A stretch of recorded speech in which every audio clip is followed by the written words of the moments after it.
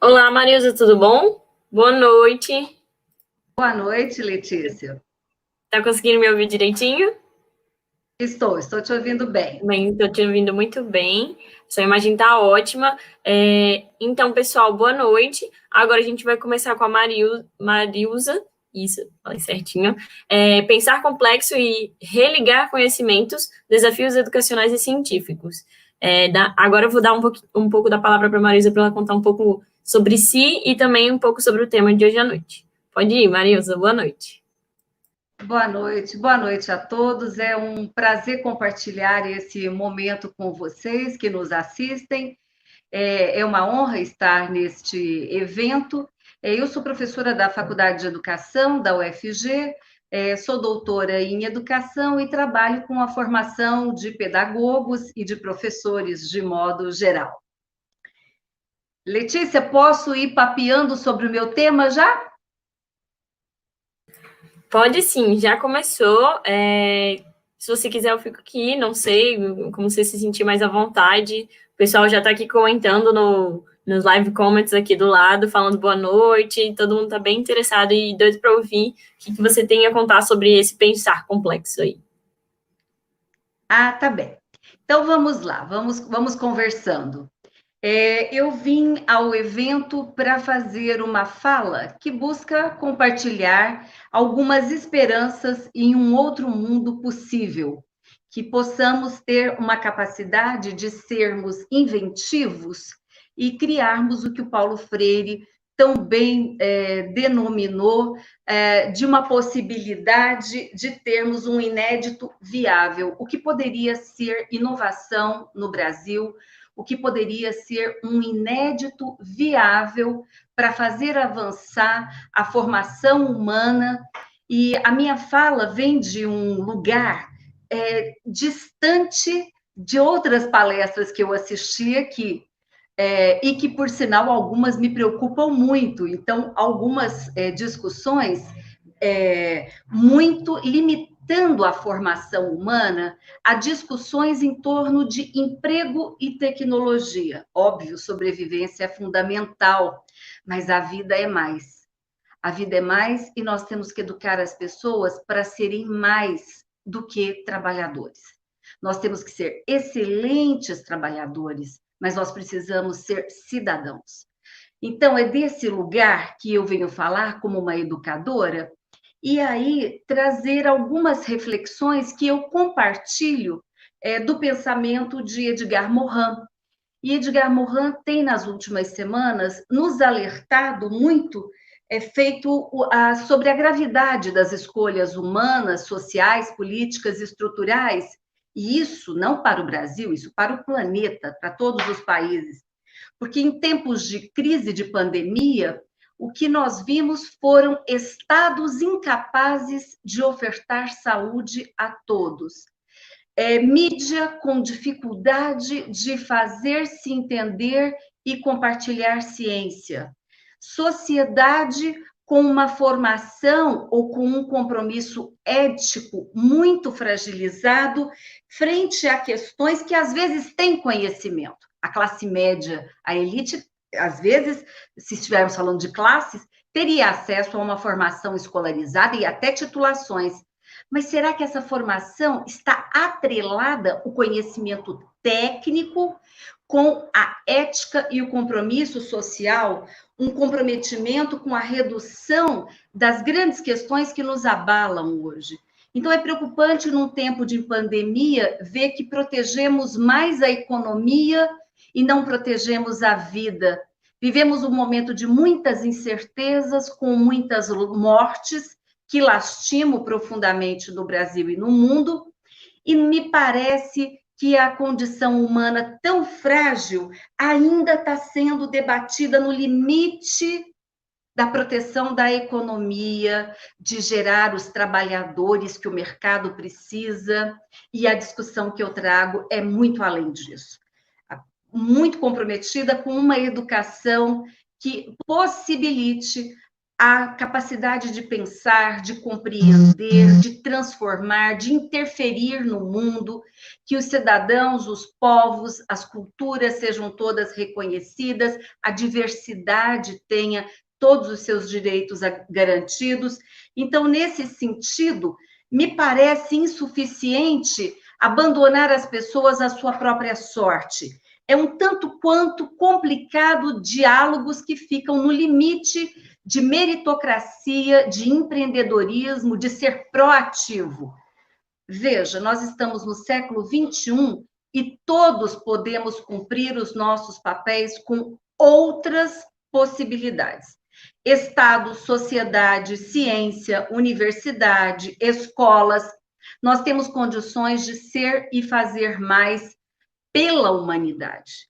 Então, Edgar Morin é um autor que há 2 dias completou 99 anos, está aí ativo, publicando, pensando junto, dialogando, dando entrevistas, e ele está há muito tempo dizendo que podemos construir outros caminhos, outras vias para o futuro da humanidade. É possível rever ordenamentos sociais, econômicos, políticos, culturais, institucionais. Bom, independente da sua área, porque eu não sei quem está me assistindo, independente da sua área de estudo, de pesquisa, de atuação profissional, eu penso que algumas provocações e reflexões que eu vou fazer possam ter alguma utilidade. O meu tema dialoga com a epistemologia da complexidade e alguns desafios que Edgar Morin tem nos apresentado, porque esse é um autor que não está apresentando nenhuma solução para o mundo, para a vida coletiva. Ele está nos provocando a pensar, a sair desse lugar comum, a sair deste discurso comum. E ele está fazendo algumas apostas. E ele está apostando que somos capazes de nos desafiar a mudar o nosso estilo de pensamento, o paradigma e a racionalidade que nos guia, que temos condições de avançar para formar pessoas, trabalhadores e cidadãos para além da lógica fragmentada, linear e disciplinar que escolas, universidades e espaços formativos profissionais ainda estão pautados. Nós podemos fazer uma formação humana e profissional para além da lógica do capital, para além destes limites que o próprio capitalismo já explicitou e que as perspectivas neoliberais nos apresentam e tem limites, né? Então, essa perspectiva individualista, consumista, competitiva, meritocrática, empreendedora, isso tudo tem limites, isso são opções. Então, o que eu estou vindo discutir, e talvez nos ajude Edgar Morin, a provocar o pensamento. O que nós não podemos é todos pensarmos igual. Nós precisamos de ter pensamentos plurais, divergentes, porque isso é oportuno para que a sociedade avance, o conhecimento, a tecnologia, a técnica avance. Edgar Morin, então, propõe a reforma do pensamento e da formação humana para que a gente consiga fazer transformações profundas no modo como trabalhamos, no estilo de vida que temos, como educamos as crianças, o que esperamos de um trabalhador, a relação que estabelecemos com a tecnologia, com o mundo do trabalho e com os direitos à dignidade humana. Então, Edgar Morin vai propor que toda essa reforma no modo de pensar nos possibilite transformações em 3 grandes dimensões, que possamos fazer mudanças individuais, sociais e culturais.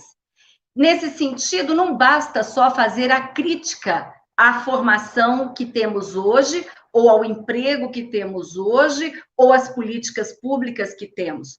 Precisamos fazer a crítica. Só que temos que ser capazes também de sermos propositivos e dar visibilidade às diferentes perspectivas possíveis. Edgar Morin vai propor, e eu não tenho tempo para explicar, perspectivas e princípios orientadores do nosso pensamento. Se pensamos fragmentado, pensamos disciplinar, pensamos sem complexificar, sem produzir uma teia, uma rede, um emaranhado de conhecimentos com aspectos distintos para compreender o tema, o problema, seja lá o que eu estiver investigando, ele é orientador ao apresentar princípios que vão produzir novas relações, novas articulações entre teoria e prática, mas também relações entre teoria, prática, experimentação, vivência, alcances que vão nos guiar para um modo mais sistêmico, organizacional, que perceba bem a interface e a relação entre parte e todo, de que modo o estudo de diferentes aspectos em torno de um tema nos permite compreender a sua retrointeração, a sua retroatividade. Como é que eu compreendo com mais profundidade uma determinada temática em seus aspectos políticos, econômicos, históricos, culturais, técnicos, diferentes perspectivas possíveis nessas dimensões? Como é que eu articulo o modo como penso com princípios que são universais e princípios que são democráticos, defendidos por todos esses países que eu vi tão elogiados em algumas das exposições que tive o prazer de assistir aqui. Nós ficamos encantados com a Europa, os Estados Unidos, né? Como o brasileiro ainda, quando fala de um encantamento, mas esquece que há uma história de construção de suas sociedades e de suas democracias e que há profundas desigualdades também na Europa e nos Estados Unidos que precisam ser enfrentadas, né? Nesse sentido, esses princípios complexos dialogam com princípios democráticos, valores humanitários, uma compreensão muito grande de bem comum e de fraternidade entre os homens, o que nos desloca desta selva capitalista que vivemos, que salve-se quem puder, e aí estamos pouco preocupados com o destino da humanidade. Então, a complexidade no limite da minha compreensão, porque, veja, eu leio Edgar Morin e o explico a partir de um limite, que é o limite que eu tenho nessa compreensão, né? Mas me parece muito profundo ele dizer que as relações que precisam ser revistas são amplas.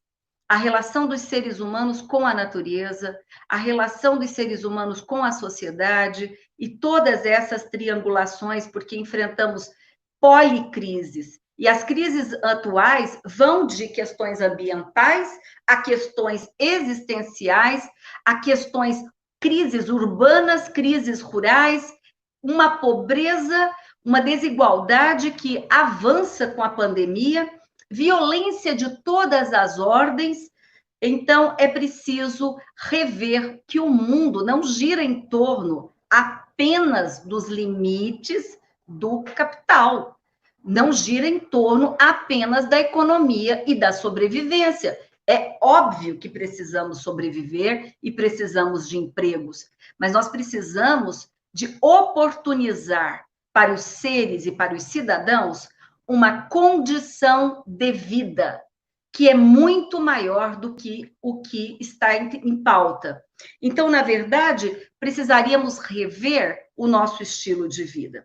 Pensar complexo é tentar aprofundar a compreensão sobre os fatos com uma nova consciência. Então, a complexidade trabalha com uma razão sensível que, sim, conjuga objetividade com subjetividade. E, para isso, por sermos humanos, e somos seres históricos, somos seres culturais, mas somos seres afetivos, biológicos, somos seres repletos de fantasia, de desejos, de comportamentos desmedidos. Então, o humano, ele precisa, em sua formação, avançar para religar saberes e conhecimentos. E aí as escolas, as universidades, os centros de formação, a meu ver, têm um passo muito grande a fazer ainda. Porque a formação do humano tem que ser capaz de pensar a si, sobre si, sobre o outro, sobre os coletivos, sobre a natureza. E para isso, a gente precisa aprender e valorizar o conhecimento científico, religar conhecimentos científicos já produzidos, valorizar saberes ancestrais, valorizar saberes que são das artes, da literatura, da estética, porque uma formação efetiva amplia quem eu sou e não apenas como eu trabalho.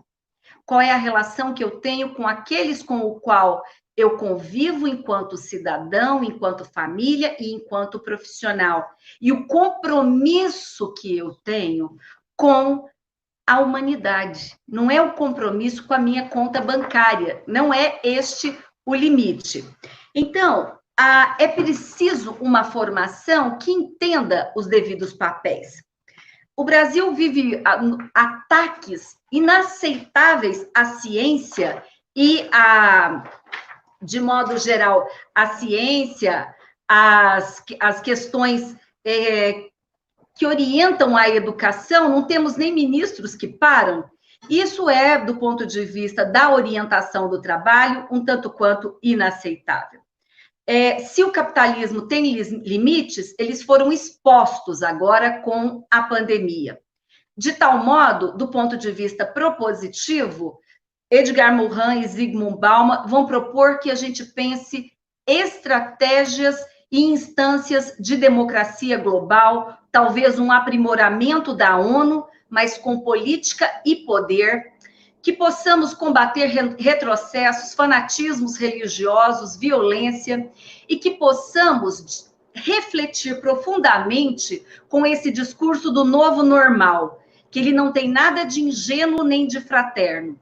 Os gigantes tecnológicos do mundo corporativo, de um modo muito oportunista, estão se enriquecendo com a pandemia, como muito bem Naomi Klein, do Intercept, nos alerta, né?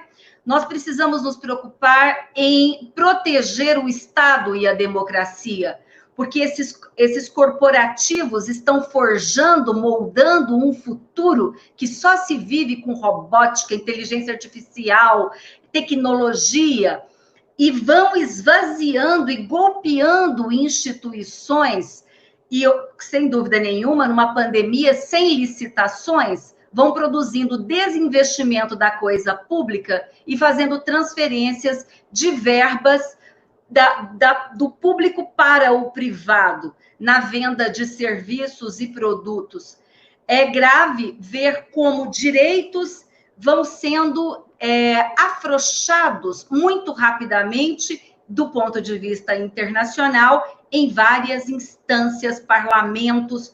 Então, muito rapidamente, em nome de aplicativos de rastreamento, em nome de telesaúde, educação remota, serviços e vendas online, um marketing fortíssimo com manobras de indução e de busca de aceitação popular de ideias que acabam afrouxando a proteção da privacidade e da segurança dos cidadãos, afrouxam democracia, afrouxam proteção e justiça social.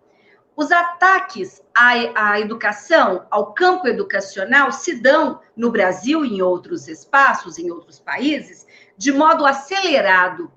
Mas por que atacam a educação, as universidades, as escolas, os professores? Porque há chances de extrair lucro da desqualificação dos trabalhadores, como muito bem nos alerta Chiroma, Moraes e Evangelista. Uma formação sucateada cria uma oportunidade de negócio. Então, sucatear a universidade pública, a escola pública, desmerecer o professor da escola pública que trabalha muito bem e muito seriamente, é oportuno para vender produtos, aplicativos, assessorias e consultorias para formar o professor para usar novas tecnologias. E aí temos tantas que nos foram sendo apresentadas a partir do momento que tivemos a pandemia. O trabalho do professor, além de desvalorizado e precarizado, daqui a pouco nós vamos ter o mais vulnerável e uberizado, né? Então, o Brasil caminha de modo lastimável e acelerado por um conjunto de retrocessos na formação dos professores, na educação, no campo democrático, em todas essas instâncias. Mas são ataques muito intencionais, faz parte de um projeto. Desmontar a educação, a saúde pública, faz parte de um projeto conveniente para quem tem o que vender. Bom, a meu ver, há esperanças, há apostas, a complexidade apresenta e a transdisciplinaridade uma aposta na revisão do modo como pensamos e formamos as pessoas. Mas também há muita resistência e disposição para a luta. Uma luta em prol de cidadãos respeitados, com dignidade e países que tenham democracia. Sobre essa temática, Brasil tem vários pesquisadores que têm produzido. Indico que leiam Edgar Morin, A Epistemologia da Complexidade, mas também indico pesquisadores brasileiros vinculados ao Ecotrans, de Grecon, Complexos, Didatique, RIEC, Rede Internacional de Escolas Criativas, Transpsicomotricidade e tantos outros brasileiros vinculados a grupos sérios. Me perdoe, devo ter esquecido de dizer vários grupos e pesquisadores que têm, de modo muito sério, buscado pensar uma educação complexa e transdisciplinar e modos de ensinar que tenham concepções, estilo de pensamento e experiências efetivamente humanizadoras.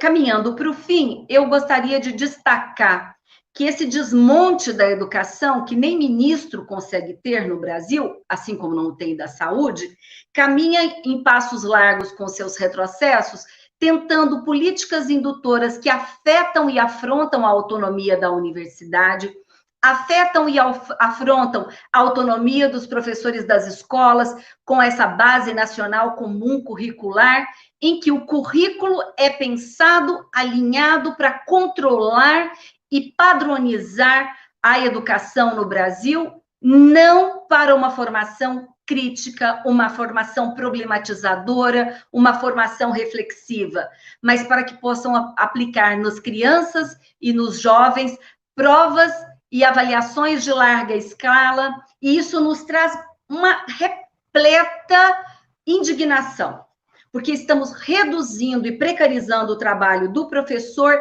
e limitando a formação de crianças e jovens ao ensino de competências. Competências e habilidades são importantes para seres que têm conhecimento, são capazes de pensar reflexivamente, problematizar pensando complexo.